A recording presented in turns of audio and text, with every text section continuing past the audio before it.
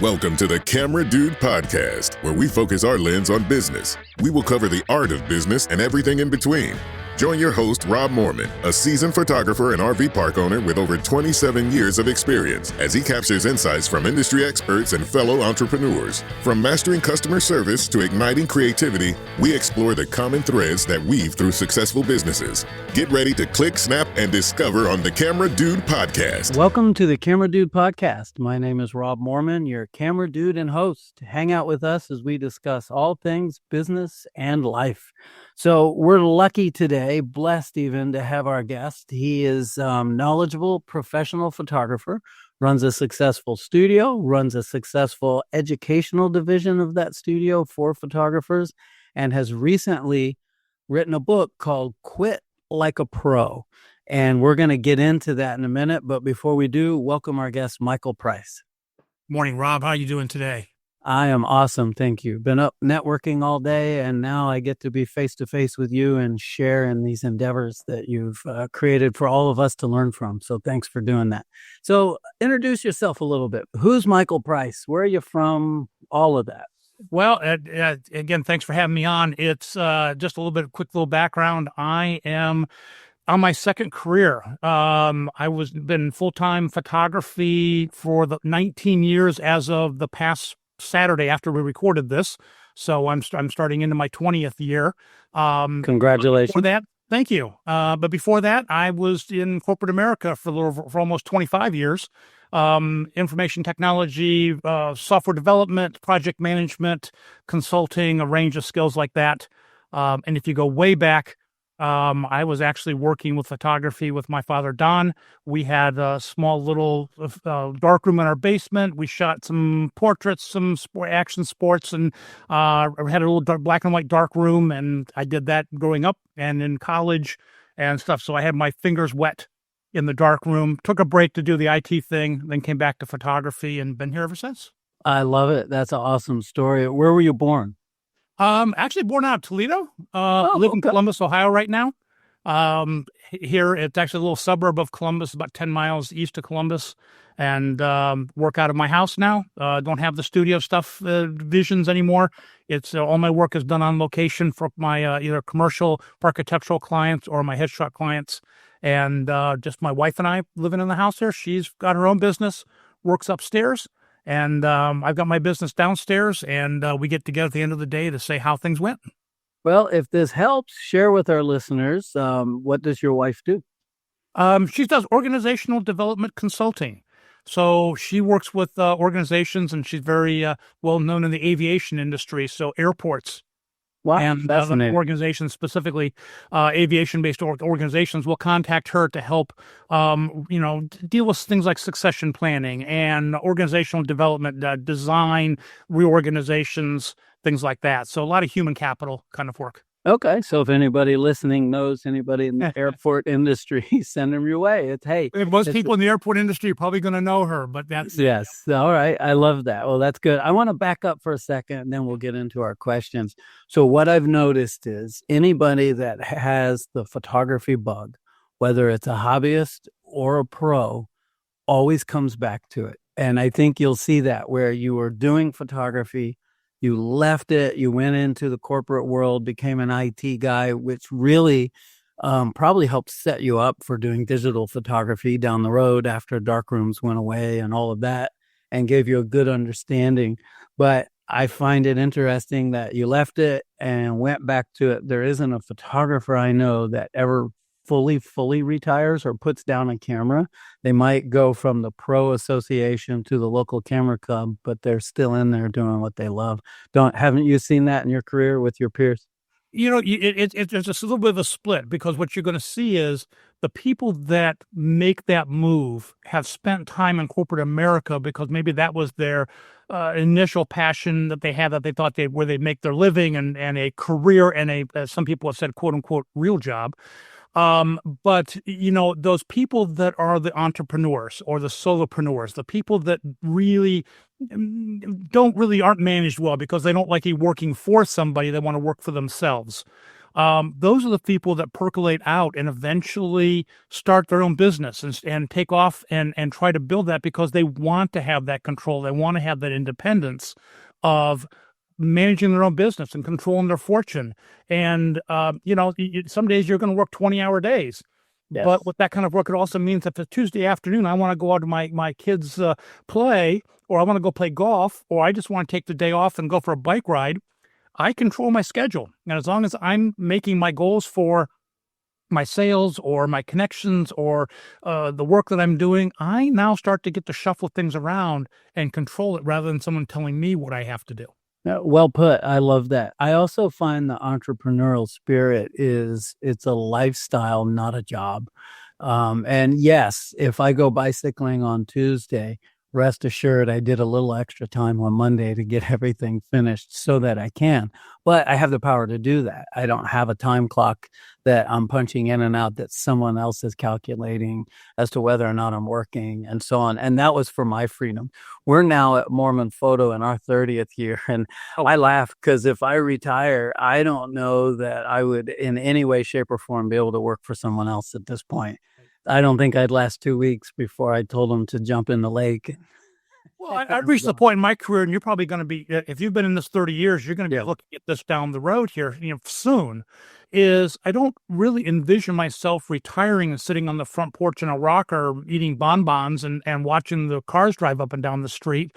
I'm just reducing the work that I do. I've laid enough foundation and structure that financially I don't have to work till the day that I die. I can have more control. And I basically am just even starting that process now. I'm reducing the work that I'm doing. I've given up my sports team and individual work. I've given up my school work. I've given up seniors. 2025 was the first year in 18 years I didn't shoot a high school senior. Wow. And I'm kind of unloading that work and focusing on the work that I really love. Corporate headshots, executive portraits, commercial architectural photography. I do a little bit of video work for commercial, for business stuff. Because it's fun. And that's all the harder I want to work right now. And that will continue to decline. And at some point, I'll just take and triple all my prices and relax. And if somebody really wants me, they'll pay my fee and I'll come out of retirement to do the project. And that's kind of what I see the long term looking like. Well said. And so that's it. That's the whole book. Quit like a pro. No, I'm kidding. Or don't be that simple. Yeah, don't be that simple. I wish it was. Well, let's jump into our questions. I've enjoyed some banter with you, and I like to, as my guests and listeners know, take you back to the very beginning. I love to bring in what I call business gurus who are successful, and through conversation, we provide education as to how you aligned yourself for success. And in your case, we're going to start at the beginning and then work our way to your book, Quit Like a Pro, and how do we get out of this? Once I started my business, I feel like I'm on a train that's doing 200 miles an hour and I don't know how to stop it. I got to keep going, but yet, time, your body tells us later in life that maybe we shouldn't be doing as much as we used to. And so we'll get there. But hey, question number one, just out of curiosity, what was your very first paying job? I sold sweet corn at a roadside stand for a local farmer that was a friend of a neighbor. And I love it. For one summer, realized I wasn't cut out for the farming life. And first real job you might think about that actually had a real paycheck with real withholding, everything like that, is I was a grocery bagger and customer service for a local grocery store. Okay, I love that. But I would imagine from that job, if you were to look back now, and you can tell me if I'm wrong, selling the corn obviously opened the door for sales and talk about how sweet the corn is and where it's grown and how and to get people to put it in their bag and buy it. But secondly, grocery baggage and all of that is also human interaction. So what were the lessons you got there that kind of help you still to this day? Well, I mean, you go back even further. I look inside of that because clearly, as you mentioned, the customer service stuff's the obvious one. But again, I think I was 14, 15 years old when I was doing that. What it really taught was discipline. It taught you reliability. You had a responsibility that you needed to be at a place at a certain time to do a certain job. You need to be there the whole time. This was the day before cell phones and texting. So, you're out there. I had a radio with me, and that was my entertainment. And needed to be engaged because we never knew when someone was going to pull up to the stand, and I needed to be able to sell. I needed to be able to account for the money that was coming in and be able to show at the end of the day that everything that we took in that I gave to the farmer. So we developed trust, relationships, all those transferable skills that go into basically setting the foundation for adulting later in life. I love that. I love to hear stories that set you up for success, set you up for adulting, mature business ownership and all. Because I think today a lot of people just might see somebody that's been in business a long time, a little gray, like myself, no hair whatsoever. And they think, oh, these guys, they, whatever. But the truth is that we had to align ourselves. And I think that's a big part of the Camera Dude podcast for a new entrepreneur. So the next question is like this, and it it's a good segue. Let me put it that way. What are some things you did to make people aware of your business? Before you answer, Moorman Photo was set up on relationship marketing. What did you do? The big thing for me was cultivating relationships. It's not, when I do some of my teaching about selling and marketing and stuff, you talk about the really two ways you can go about trying to build, making people aware of your business, if you will. You can set up a bunch of signage, or in the digital world now, you put a website up. And that's maybe similar to if you've ever been bluegill fishing or something like that, where you take a bobber, you throw it in the water with a hook on the end, you sit back, you drink an adult beverage until some fish is silly enough to swim by and hook itself, and you catch this little, 3 or 4 inch bluegill. And that's one way to go about that. And there's a place for that. But the really successful folks that are getting their name out there are doing it through relationships. They're doing it actively selling their service. And I equate that to professional bass fishing. Guy jumps into a $100,000 bass boat, runs out with modern technology. It's sonar, it's range finders, it's all this stuff. He looks at the water, he finds the big fish, flails the water with the right gear, the right bait at the right time, catches 10-pound bass, fills the live well till he's cleaned out that hole, and then jumps in the boat and runs to the next spot.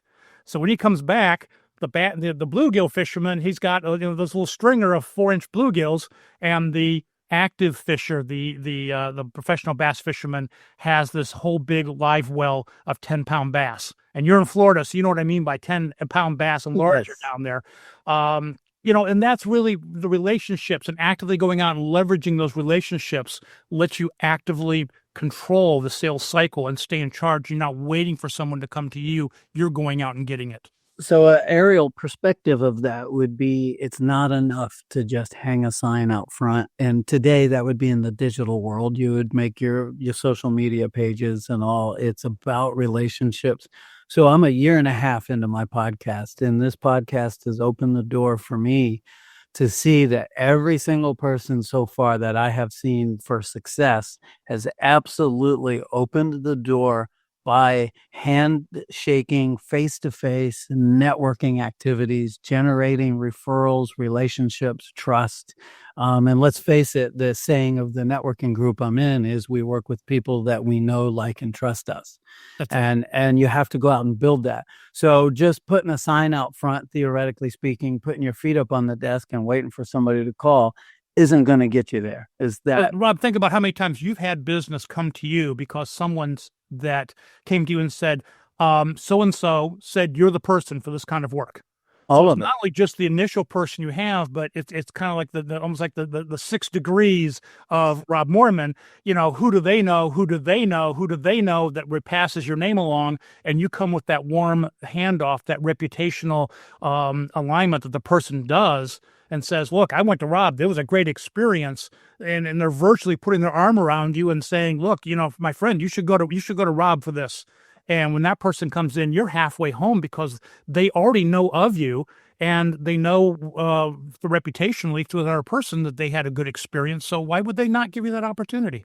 And I can attest to that is every client I've ever had. My first paid photography job was a referral by someone it's a long story, but I was paying someone to assist me to do something outside of photography. And that person knew an older woman who had a Christmas tree, and she knew it was her last year to set it up. She was in her 90s, was going to move into a home, and she meant something to her. I get teared up thinking about it because I'm sure she's not with us anymore. I've been in business 30 years, and she was in her 90s then. I took the photograph and made images for her, and we put together cards and framed them for all the kids so that they would remember the tree in her home. And that was my first paid photo job, but it came from a referral from someone that I knew that trusted me because we were working together on a project. So I agree with you 100%. In brief, what's a way to get out there? What do you do? I do networking groups. Same for you?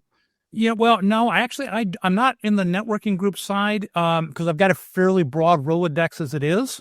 What I'm using is actually more the personal networking rather than the groups to do that. You've really got to be able to leverage those connections. So it's kind of like almost thinking about it's a pretty small world. I've gotten business through people that I have worked with in my previous IT career.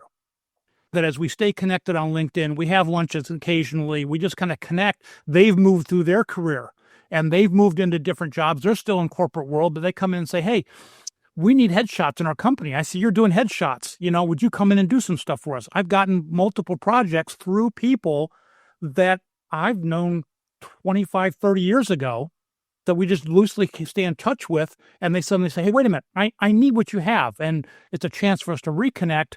But I bring them some business. They can trust me. I make sure I'm taking really good care of them, that they are preserving their reputation for referring me. And I'm really leveraging that personal connection relationships. Who do you know that might enjoy an experience like what you just had with me? And it's so much more effective than paying for advertising through social media, paying advertising for print media in the local magazines, anything like that. That personal endorsement has just really been effective. But you got to be the right person. You got to be a little bit outgoing to be able to reach out and do that. And the pure introvert is going to struggle. And so what I tell the folks is that they're really saying, I'm really afraid of meeting people. I'm really shy. What do I do? Go find somebody that's an extrovert that likes to do that and help leverage their network and use their strengths to go and help find those people and bring them in and build that skill in you to help you go get more business. Well said. I've always said, if there's something in business you're not good at, the smartest thing you could do is find someone that is good at that and get them to fulfill that for you. And then you would learn from them along the way as well. So that's kind of a fascinating way to look at it. All right. So share 3 tips that you would recommend for someone just getting started in photography or any business for that matter. I beat the drum pretty hard, but I'm real passionate about it there. So I'm going to start with number 1 being build relationships. I'm going to build a relationship today to get a piece of business tomorrow. These relationships are things that are going to be mutual. What can you serve for them? What do they need from you? And that might be something that a well-built relationship may not pay itself off for 6 to 9 months to a year. So, but it builds that skill to be able to make conversation, to build a connection, to build relationship and rapport quickly, and being able to practice and build that. And that extensive Rolodex, if you can look at your LinkedIn connections, or you can look at your contacts list in Google, and you got 300, 400, 500 people there, that any one of those people would take your phone call. Then if you had something, I give you an example. The other day, I had a person I've talked to. I made a sales call to him, and we're talking about he needs photography work for a commercial photography for a roofing business he has. The name was a little bit familiar, but didn't really connect. And I'm looking at it later and look at my contacts. Turns out I went to high school with him. He's a couple years younger than I am. We connected the other day on that and finally made that connection. And he's coming over to do some roofing business for my work, and we're talking to him more about doing some of the commercial photography work, and it just kind of connects. So it's not an instant return; it's a long-term investment. So I've found, at least at Moorman Photo, is that the advertising. I do ads in magazines. Sure, I'm on social media. To me, that's to reiterate the relationships I have, so that those I have a relationship see me again in the public's eye. Right. But it's not necessarily to draw a new client. If it does, great. But I find that relationship marketing gives clients that last the lifetime of your career. And even clients that you could pass on to a successor at some point when you're leaving your studio, or like you said, slowing down and someone else might be taking over or whatever. That's just been my experience. The real legit comes from networking. So I know we talked about it twice, but I'm glad to hear that, because and, to me, to follow up on one point, there's Please. the adage in there that says people really don't connect with the name until they've seen it in use 8 times in multiple formats. So the billboard, the magazine, the postcard, the website, the ad hanging on a banner at the Little League game, all of those things, they're not going to stop and write down your phone number off that banner, but Agreed. they recognize the name and they see the name in multiple forums, in multiple occasions, and they start taking you seriously as a real business they should consider. I love that. People will tell me, especially my longtime clients, man, I see you everywhere. And that's usually because they've talking to me at an event or a gala that I've decided to shoot as a donation to that particular nonprofit. And of course, all my clients are there. And that's not why I go, but it's part of why I go. I love to help the nonprofits, but I also love being in front of my clients time and time again. And they go, oh, look at Moorman. He's giving back to the community and helping this particular cause that obviously is near and dear to their heart, or they wouldn't be attending and paying money for a gala and auction items and all those things. So that's well put. All right, let's move on. This is kind of a segue question. Well, you asked me for 3 tips. Please. 2 more quick ones. All right. So I did my homework. I was thinking ahead about this here. Excellent. I'm glad somebody. The second one I'm going to say for folks is that if as far as getting started, is being practice what you're doing, and don't be afraid to fail. We learn as adults. Our learning method is to apply a skill, make mistakes. We discover, like Edison, the 10,000 things that don't work until we find the thing that does. But the journey of discovering those things through practice makes it our own, gives us competence, gives us confidence in that, and allows us to be able to begin to differentiate ourselves from people who are solely reading things on or watching things on YouTube and trying to apply it without making it their own through practice. I love that. The third one is going to be building on your strengths. So take some time, talk to family, talk to friends. What are your strengths? What are the things that you do really, really well at a personal behavioral level? Those are the things you really want to leverage. It's really difficult to take a weakness and make it a strength. There was a book out a while ago that was called Now Discover Your Strengths, and it really talked about did the research about you can't take a weakness and make it a strength, but what you should be doing as a business owner is recognizing what you're strong at and leveraging that as your weapon to be wildly successful. Well said. We could close the book right now and head out, but there's so much more to talk about. So I appreciate that. I want to back up slightly. I'm going to go and read between the lines here of my questions. So we talked about the photographer. I went to school to be a photographer, just vocational school. I did 2 years of vocational school, interned with a master photographer at PPA, and he was in my town. And I told him I was born here. I'm not going anywhere. I plan to open a business. I want to learn from you. I love your work. And it was true. I was mesmerized by his work. Is Bruce Evanson. He owned Thomas Bruce Studio, which is now owned by a friend of mine. And Bruce now teaches people how to make fly fishing ties at a local fishing store. But he was 40 years in the industry. And let's talk about versus, okay, we went to school. Maybe you're self-taught. Maybe you learned from your parents that had a photo studio. But continuing education. Tell my listeners how important it is to be in the industry association. So we have PPA, you have your state guild in your local chapter, and the continuing education. How has that affected you? So I maybe address it even broader than that. The important thing we need to have is the opportunity for continual learning.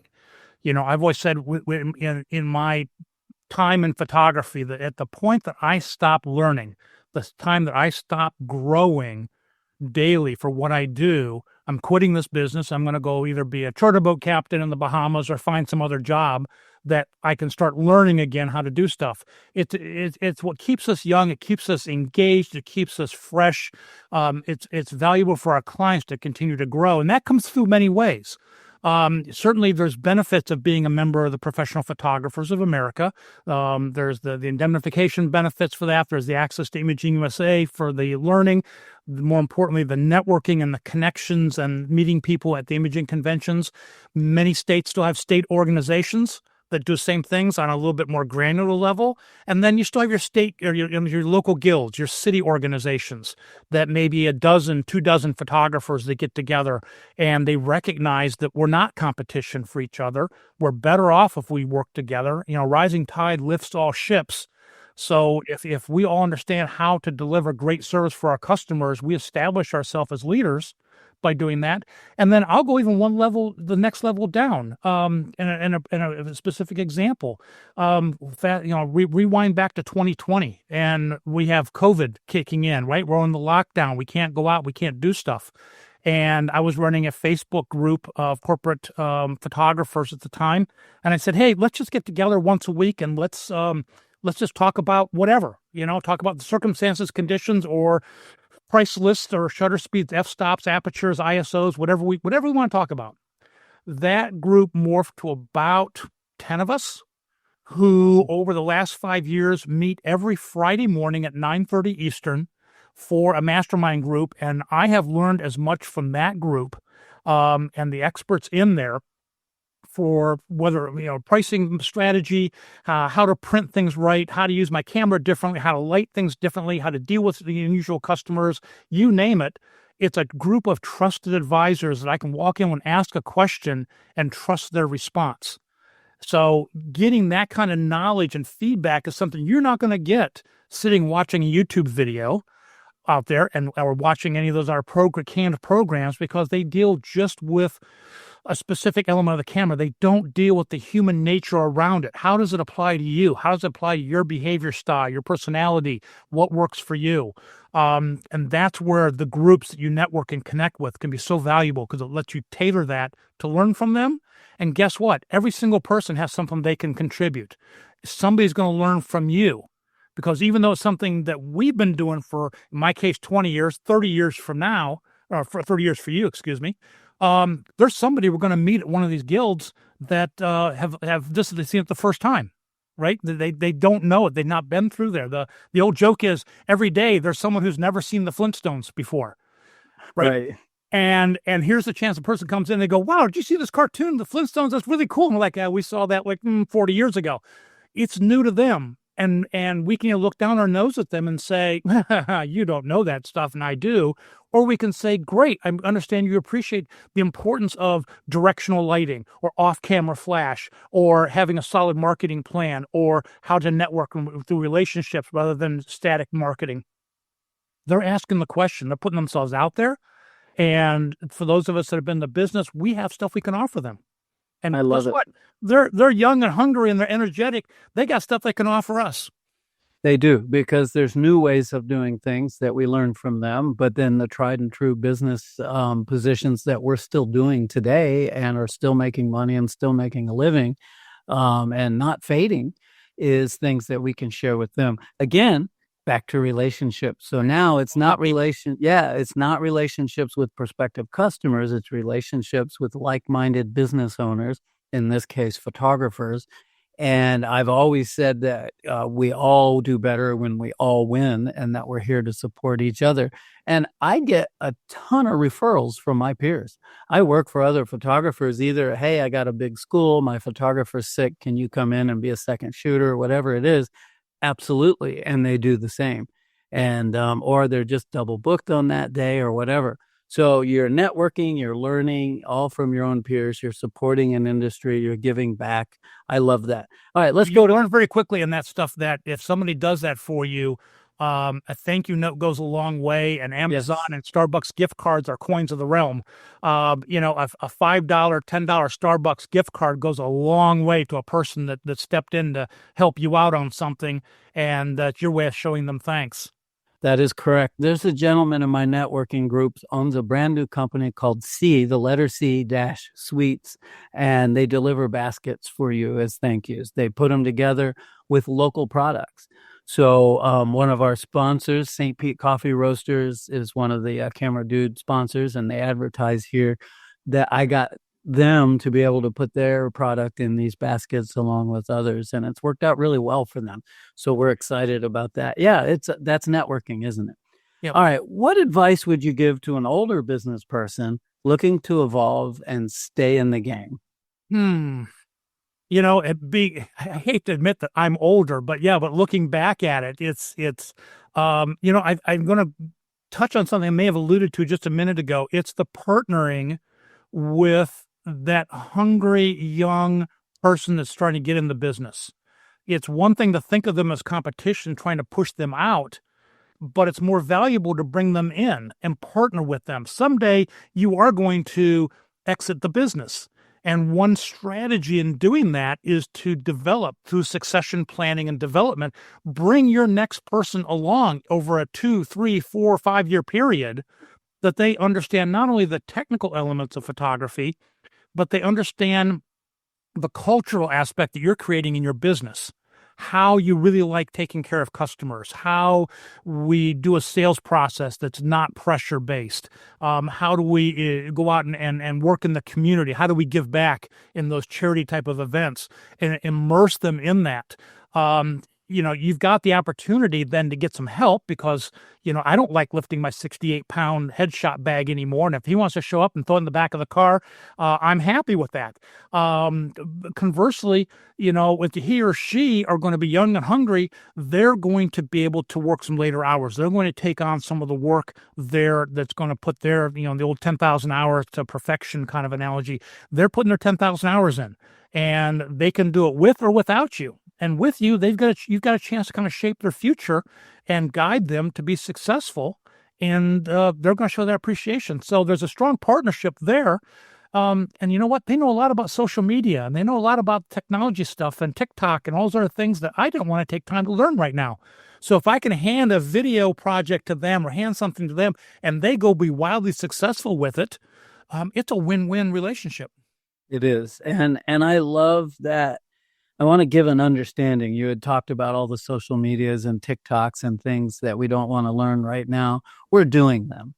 But after a certain point of 30 years of business and, all of that, and would you say 20 years for you 20 now? years. 20 years? You get tired of reinventing. So it's not that you're not interested in that and, I'm too old, I don't understand it. It's really not like that. It's, I got to reinvent again. I just did 2 years ago or whatever. So after a certain point, it gets tiring. It's certainly not that we're not capable. It's certainly that we would rather be out on our boat or whatever it is we're going to do in our retirement. So that works. Well, all right. So talking about staying in the game and all of that, I want to segue to this. We're going to jump right into it because I think it's perfect. Tell us about the book that you've published that is called Quit Like a Pro. So talk to me about that. Where did the idea come from? And then we'll get into the meat and potatoes of the book. Sure. So let me take it to 10,000 feet here real quick because you're going to be a great example of this. You've been in business for 30 years. You have a vision that someday you will reduce, but someday, you are going to, quote unquote, retire in some form, whether by your choice or whether you just physically can't pick up the camera anymore, but you will exit your business. It's going to happen to all of us. At some point, we're told we can't do this anymore. And so many small business owners let that happen to them without having a plan, without having a means to control how that exit occurs. It just happens. Many of us are lucky to be able to say, hey, I can control this and I can choose what I want to do. Sometimes you don't. Medical emergency, car accident, you name what it could be, takes you out of your business. And if you think about how much we have invested in our business, how much capital we have in there and equipment and cameras and gear, and money that's just sitting there that could be used for other purposes in an emergency. And you've got expenses, the recurring expenses, where you have our Adobe subscription, we have a lease on the studio, we have other things we're paying for on a monthly basis. And that money continues to leak out until someone turns it off. And then what about all the customers that are in flight at the time? If you had to exit your business unplanned and we weren't even able to ask you. When I teach this, I talk about you're picked up by a UFO and you fly off to a wonderful place where the lighting is perfect and the camera gear is always current and the models look wonderful, and you're not coming back. What happens to the people that are here, your customers that have been relying on you, depending upon you, the projects you have in flight? All that starts to create a lot of stress in your mind that I need to be better prepared. I need a plan. And that was really the motivation for starting to put together this book about a year ago, and a year of writing my first book, of not just a how-to, but it's a guidebook. And it's a guidebook about how you don't document and notate all this stuff. We had a local photographer here in my hometown that about a little over a year ago, he had a stroke. Left side of his body's completely paralyzed. Suddenly, we had adult beverages at the local brewery 2 nights before this happened. Just shooting the breeze and talking about some plans for the year. Everything completely normal. Lots of dreams and vision of what's going to happen. 2 days later, there's a stroke, and his wife really didn't know much about the business. That's not what she did. She had her own job. He was the photographer. He had his stuff, and there was a lot of scrambling on their part because they just didn't know where are the passwords, where are the accounts at, who are customers, where are the files at for the photos, which orders are in flight. So you bring all that together, and it created the need to really build something I don't think has ever been done before. There's hundreds of books on our industry about how to build your business, how to grow a business. There's nothing out there about how to be prepared to close your business. So helping that photographer through all that, I documented my entire journey, documented the steps we went through, took all those lessons, and decided that I wanted to build this book from that others could learn. That's recently happened here. One of my peers, mentors, I guess it's okay to say his name, Ray Bassett, owned Maddox Photography down the street. Ray had turned 80 years old, was still working. Because photographers are artists, we love to work. We don't really retire. We just slow it down. Some do, but for the most part, that was the case. Well, we had hurricanes here, and Ray had downsized his studio, moved into a rental space, sold his building, and about a week after he moved into his new space, hurricane number 2 came along and flooded his new space. And goes home to get a shop vac and some tools and start cleaning up. And as I was told, bends over to pick up the shop vac and keeps going, and that was it. It was done. And he had a couple guys working for him, but they were mostly video and didn't fully understand. They're good guys. I've tried to help them and covered a few jobs to help and do those things that we do for our peers, even when they're not here anymore. And they were lost and still are. And the family was lost as to how to handle and who gets there. He was big into mitzvahs, so who gets their albums and all of the things that had to be finished. And as far as I know, there's still voids there that haven't been able to be filled yet because they're searching hard drives and God knows what else. So it's confusing. So when you brought up this book, one is I've been in business 30 years, so I was at Imaging USA, walking around in the volume photography area. I sit on the committee for that, and I was doing my volunteer time that day, and I could hear you talking about this book, and it was sitting on the table. And first thing I said is, this guy's got to be on my podcast. And so here we are. And it also resonated with me because of how long I've been in business, and watching Ray pass recently. I had just spoke with him, and he had talked about me taking over some of his bigger clients. He had trust in me because of that relationship and to take care of those clients. And then boom, he wasn't here. Right. Before that conversation even happened with those clients, he wasn't here, and there wasn't anything written down anywhere. So that is what this book is about. All right, let's hear a quick word from our sponsor, Sunburst RV Resort. Are you ready to escape the hustle and bustle of the city and experience a taste of old Florida?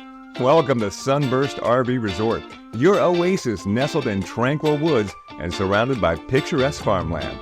At Sunburst, we offer modern amenities with a touch of rustic charm. Enjoy our 2 pools, our clubhouse, our game room. It's perfect for families and winter guests seeking refuge from everyday life. With full RV sites and hookups, cozy cabins, and spacious tent sites, there's something for everyone. Whether you're a snowbird seeking solace or a family looking for summer fun, Sunburst is your destination for peace, quiet, and country living. And the best part? We're just an easy country hour away from beautiful beaches and a few minutes away from the majestic Blackwater River. Explore nearby quaint towns, indulge in some shopping, and savor delicious meals at local restaurants just a scenic drive away. Escape to Sunburst RV Resort and make memories that'll last a lifetime. Book your stay now and experience the beauty of Old Florida.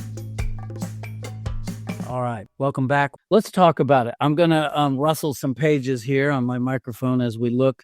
I'm going to read the very first part, and then we'll just talk about it. It's in the introduction. About quit like a pro. Most small business owners dream of retiring from their successful business. It's the natural progression once the owner has achieved their financial goals. Sometimes they have fewer choices about exiting the business when they reach an age that carrying a camera bag or being tied to a client's schedule is beyond their physical abilities. There could very well be a surprise heart attack, stroke, or car accident tomorrow, resulting in the owner accelerating the closure of their business with no time to prepare. You've talked about that some, but that's a little bit of an action-packed reading there. Share a little bit.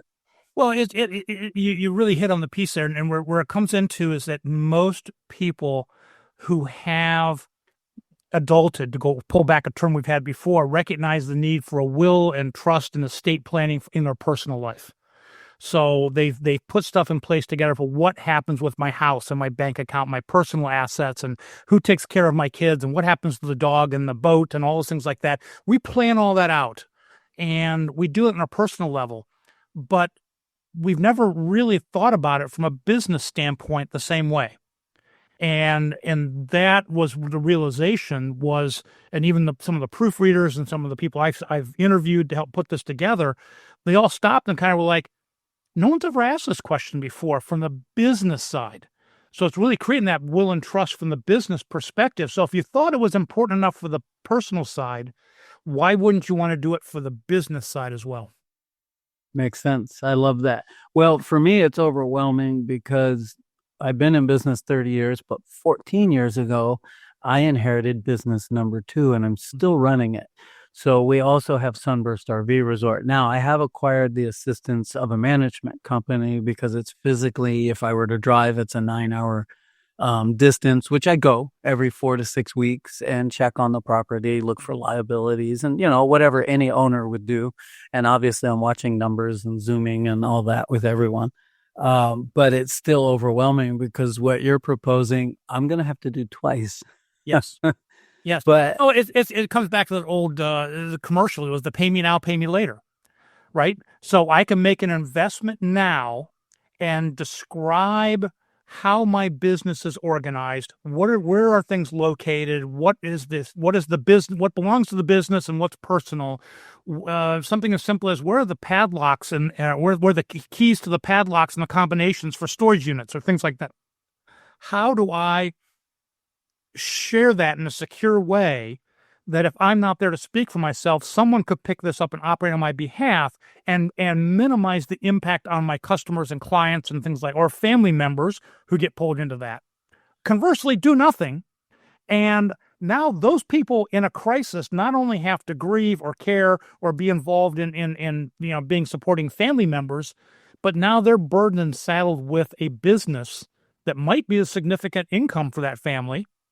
And how do they pick that up and run with it, or who picks up and run with it to be able to salvage it? I love it. That's well put because it's really fear of the unknown. But back to relationships for a minute is that we talked about relationships and how they work for us. It goes full circle because those that we've left behind, if there was this type of emergency or we're incapacitated for a while, this is a way to love on them and care for them because you're giving them the tools they need to pick up the mantle and either sell the business, run the business, close it, whatever it is that they're going to do.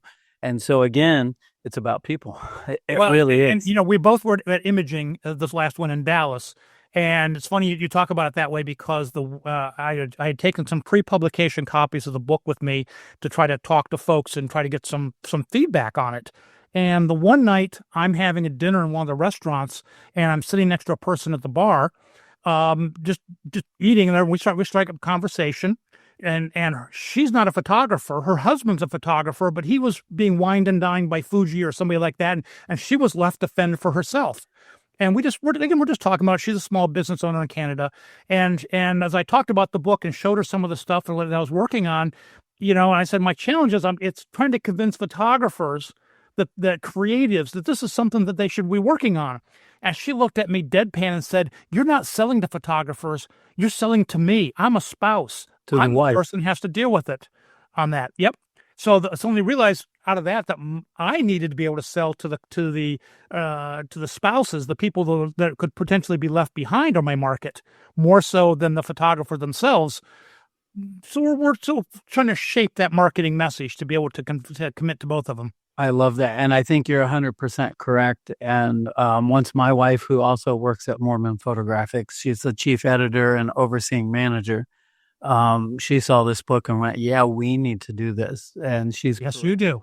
Yes, thank you very much, Michael Price. I appreciate that. So we're going to go over time, and I want to. My producer's going to bark at me, but he'll make it happen anyways. I know that.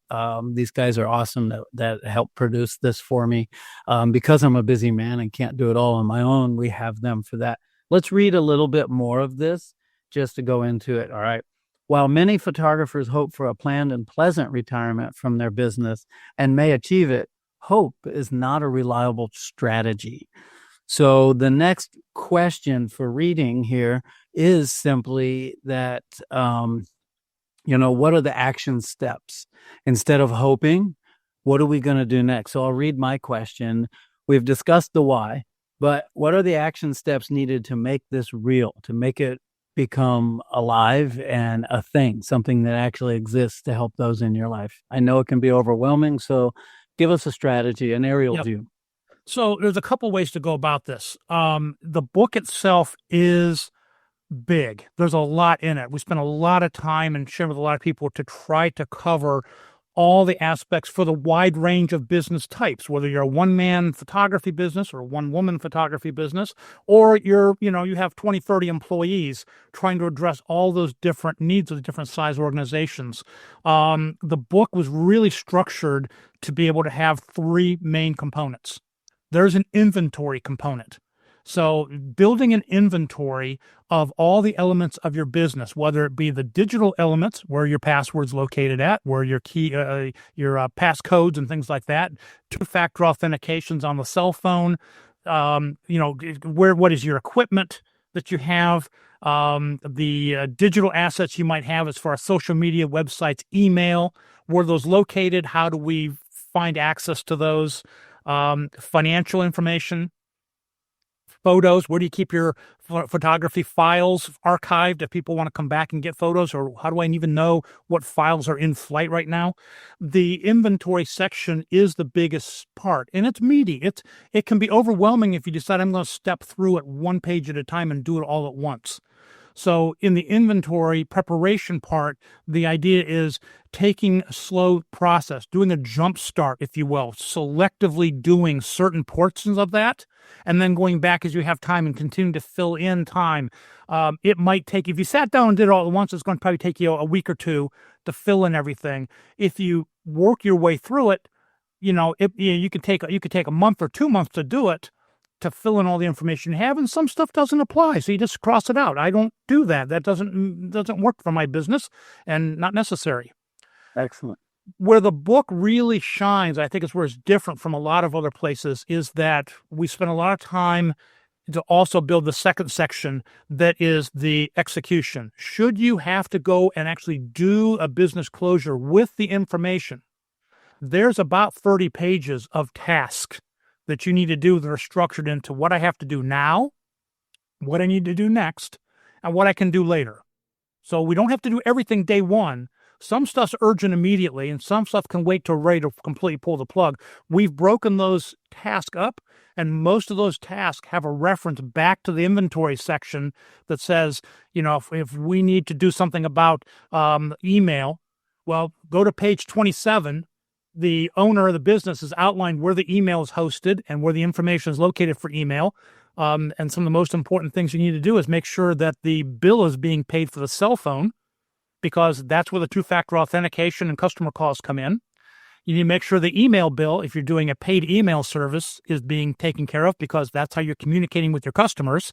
So we try to triage some of those urgent needs in the task so that you can actually then use the information that the owners put together. So the questions that you've designed, the spaces to fill out, are kind of in order of urgency for someone that was left behind that is going to be handling this and overseeing it. So I love that. I absolutely. So the question that's coming to mind that most people have at this point says, wait, Mike, if I've had an accident or emergency, or I'm in the hospital, and I'm using that as the primary example, because if this is a planned retirement, the urgency is different. If I'm planning it, I've documented the stuff. I'm just going through and executing the plan myself because I'm closing the business. No big deal. I just take my time and help remember the things I forgot maybe early on. But take the example where I'm not able to actively participate in this, or I'm not able to communicate with anybody about it. Okay? Taking through and going through that material, who's going to do that is usually the question people ask at this point. So we spend part of the very first part of the book talking about key roles in this, and we identify something called a designated agent. And the designated agent is a person that you trust, a confidant that you can actually give powers of attorney to, who can operate on your behalf. And now they pick up this playbook and be able to execute the task using the information stored in the inventory by the owner. So they got a game plan and they know what to do. Okay? There's a third part of the book. It's only about 3 pages long, but it's very important, and it's what I call practice. And my suggestion is once a year, the owner and the designated agent get together and they walk through it like a tabletop exercise and say, what has changed? Are there things the owner could ask the designated agent? Are there things in here you don't understand that I want done, or that I've documented here? You're not sure where that's at. And it's a chance to clarify that inventory. And it's a chance for the business designated agent to clarify what they're expected to do. And the inventory may have changed. You sold something, or changed email carriers, or whatever it is that you're using, services, I should say. Yeah, very unique situation, because you're in a networking group. You understand this. There's another set of roles defined in there called trusted advisors. We can't do it all. Our designated agent may not be able to do it all, but your trusted advisors are going to be your industry peers that you're very, very close to. They're going to be your lawyer, your accountant, your insurance agent, your bookkeeper, business coach. Run down the whole list of all the people who aren't photographers, but yet contribute to helping your photography business be successful. And you document in the book who these people are, so the designated agent can get on the phone and call your attorney and go, hey, Rob's had an issue. I'm stepping in. I'm executing the power of attorney right now. I'm implementing this. What other things should I be aware about? Giving you a heads up. I'm going to need your help as an attorney to do some of the things that need to be coming up here. I love that. So the book you have, let's talk about process just for a minute. It's a hard copy, and you had given me a pretty good reason as to why, and making it not digital. Talk about that a little bit. Right. A lot of people talk about, well, Mike, you need to make this a fill-in-the-blank PDF file or a website. Here's the challenge with that. That if you make it a PDF file with a fill-in-the-blank and you store it on your PC someplace that's behind a password, and in that book are the instructions on how to access that computer if I'm not available, we've kind of defeated the purpose. So the whole idea of the book was to make it a physical, tangible asset. When people purchase the book, and it's a spiral-bound, 133-page book, I have a large red, bright red, fluorescent red vinyl envelope that it goes in that can really make sure, and it's got big stickers on the outside that say, do not discard, important business documents, quit like a pro.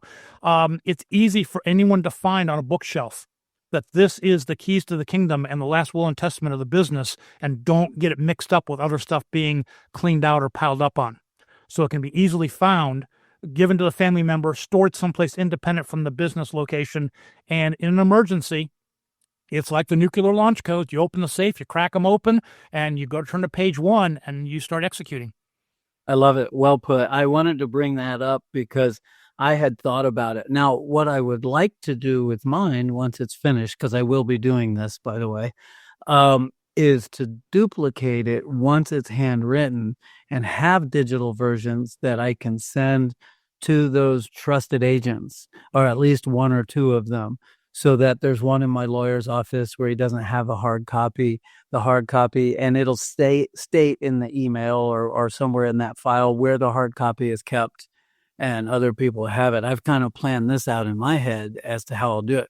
When my father left Earth, he was 80, actually. A few weeks into being 80, I had a final heart attack. He was having trouble and had passed away. Well, he left behind 2 small businesses running full tilt without any directions whatsoever. And so because of that, I really realized that this is a necessary item. So right now you're focused on the photography industry, but I know that you also have aspirations down the road to make this for any small business owner. Share a little bit about that. Well, it's my first chance to actually go through the whole process of publishing a book. So I'm still in recovery mode for that right now. But yet as everyone has looked at the book and said, why did you write this just for photographers? It really applies to any small business. And 90% of it does. A regular small business could just go in and scratch out the words photography in some of the inventory sections and write in whatever their particular small business is. Someday I'll get around to writing a broader version of this or other industry-specific versions. I'm a photographer. My friends are photographers. This is the industry I wanted to serve first. I made it industry-specific for photographers because I think they would get it. Because it's if I make it more general, it's a really hard topic to bite into. It's admitting your mortality. It's admitting that there is an end coming and you're preparing for things that you don't really want to think about or talk about. So if I could make it really attractive as much as I can, maybe I can help a few people be better prepared. So I'm going to get you a marketing slogan: quit like a pro, the book people are dying for. All right, never mind. Let's not do that. I'll put that on the list for consideration. Let's just we'll list that out and set that aside. Okay, maybe I did have a person the other day give me the idea that it really is the last will and testament of your business, and I really thought that was I like that way that connects it to the personal view that we have of estate planning and future planning. Perfect. Well, it's a book that all business owners in the photography industry are dying to read.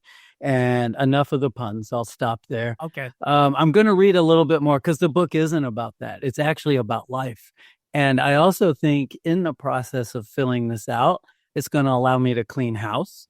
I'm like, well, why do I have 2 of those accounts? That one's going to go and this one stays and this, that. And so I'm sure that a to-do list, things to get rid of, equipment to pitch. Why am I holding on to this old light that was from 1970 something that someone gave to me? I don't need it anymore. Well, I think it's something as simple as the person that says, wait, my business formation documents for my LLC, I was supposed to keep those? Yeah, where is it? A place that says, where are those at?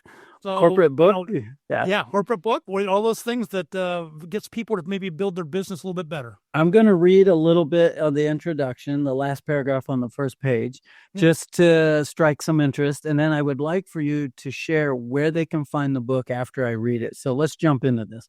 Small businesses are unique and complex, often reflecting the personality and business acumen of the owner.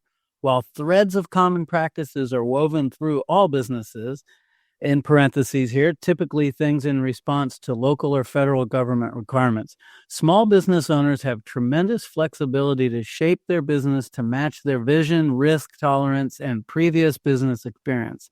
No 2 businesses will look the same, and when assessing assets, customers, customer bases, products, and business practices, business owners are not isolated on an island.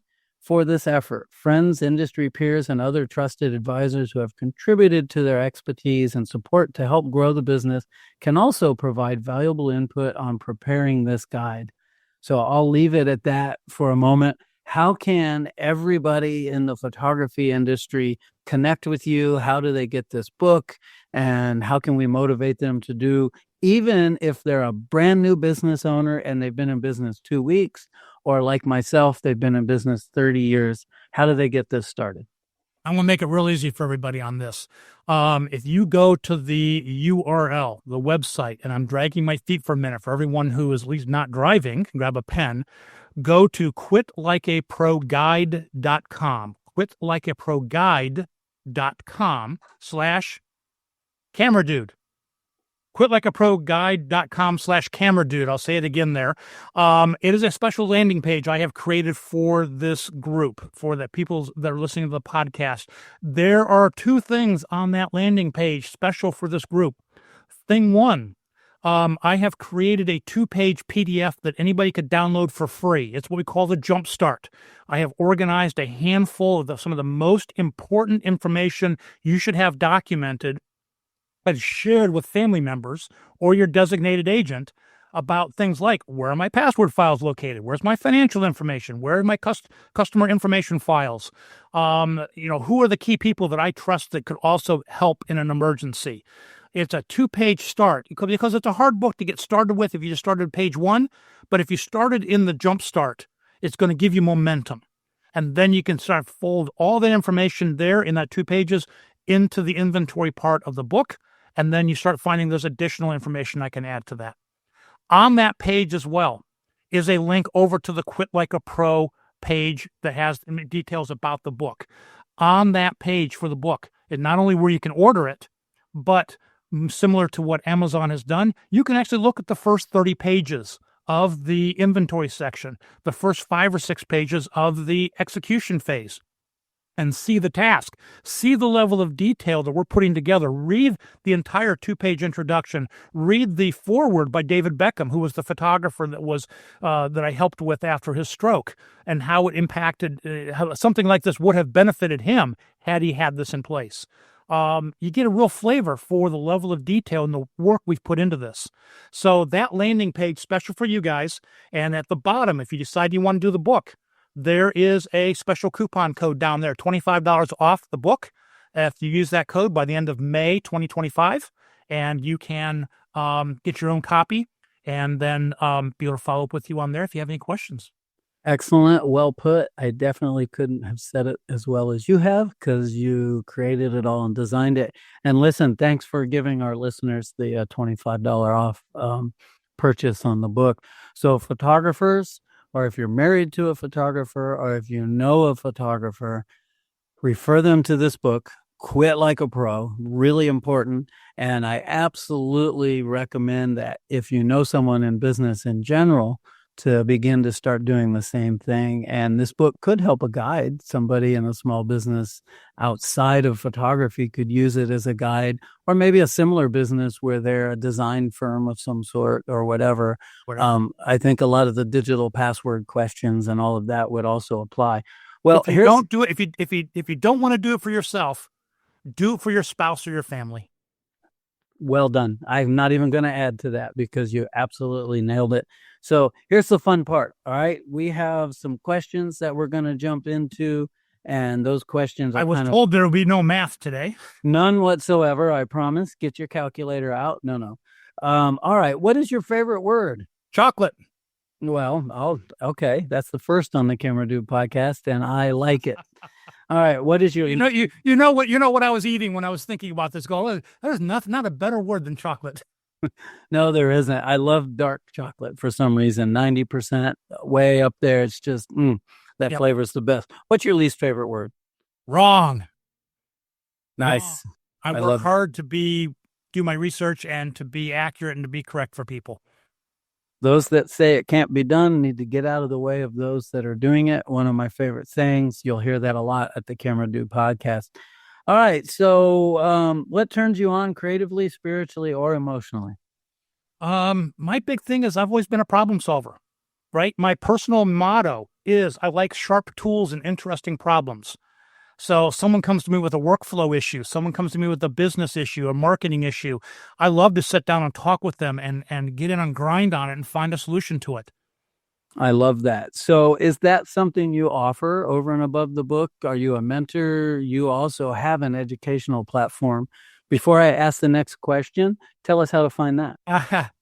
My other division, I separated from my photography business, photographerstoolbox.com. photographerstoolbox.com. I put lots of free resources out there, and I'm available for consultation, just a chat. I do full formal mentoring programs for like headshot photographers, but a lot of times people just call me and go, hey, I got a question. How do I make Photoshop work with Lightroom, work with Photo Mechanic, work with ProSelect? Okay, I've done that. Let me show you how I've done it. And it might work for them or not. Get them thinking about it. I love it. All right. Well done. I just wanted to share that. And you're a photo studio. What's your website for that? Fairfieldphoto.com. Fairfield Photography is my company, but the site's fairfieldphoto.com. Very good. That's an awesome set of things. What I'll do, listeners, is I'll put those in the comments when this publishes, and you guys will have it so that you can go and visit and see and further your education there. So what turns you off in life? Rob, are we speed dating now? Yes, we are. It sounds like it, doesn't it? Sounds like it. What turns me off? Bullies. We're all in this together. We're all helping each other. And the one person that gets in that's the bully that tries to be better than everyone else and doesn't want to listen, I can't get far enough away from that kind of a person. I'm with you. Spoken like a true creative. We kind of all stand in that space where we like to be inclusive with everybody and not step on toes to get to the top, and therefore getting to the top by doing it gracefully and not in an evil passion in the way I look at it. I don't know about dating, but I do know that we're becoming fast friends. Two older guys with no hair chatting and having a good time. I'm glad you're here on the podcast. So what sound or noise do you love? Ever fly in an airplane? Hear that ding go off when you land, you take your seatbelt off? That means I've arrived someplace. It's time to go have some fun. I love this. That's one of the best I've ever had. So what sound or noise do you dislike? I thought about this one a lot, and I don't know, because the mind forgets pain. So, if you think about the fingernails on a chalkboard kind of stuff, we know that that's going to be painful, but we really can't remember how painful that is because the mind doesn't do that. So I don't really have one that I hold out there that I fear. Okay, very good. I don't like angriness, even if it's for a positive cause. I just don't. People shouting and hollering and out in the streets or one-on-one or whatever. Even if they're right, I don't like it presented in that way. I just find it very emotional and heartbreaking because there's two sides that are just going at it, and that really bothers me. We have a lot of that today, that's for sure. So next question, what profession other than your own would you like to attempt? Well, everyone wants to be an astronaut, so I can't say that one. But honestly, I've done some consulting work and done some photography work for airports. Okay. And not. I mean, I have my Part 107. I know how to fly. I went through all that stuff there. But if you really want to watch something fascinating, get a tour of the operations, the underbelly of an airport. And having watched those people a number of times, done photography and video with that stuff there, that would be fascinating to be like an operations director or somebody like that at a large commercial airport. It's so cool to watch how all those pieces come together. I love that. I'm glad you shared that. So what profession would you absolutely not want to do? Ever watched the TV show Mike Rowe's Dirty Jobs? Yes, sir. Love that show. Any of those. No, things that require me to get shots and wash for an hour afterwards, I do not want to be a part of. I had a head of maintenance at my RV park at Sunburst RV. And this guy wasn't afraid to get dirty, and he certainly wasn't afraid to get germs. He was working on the septic tank. There was somebody put something in the toilet that they shouldn't have, and we had a problem.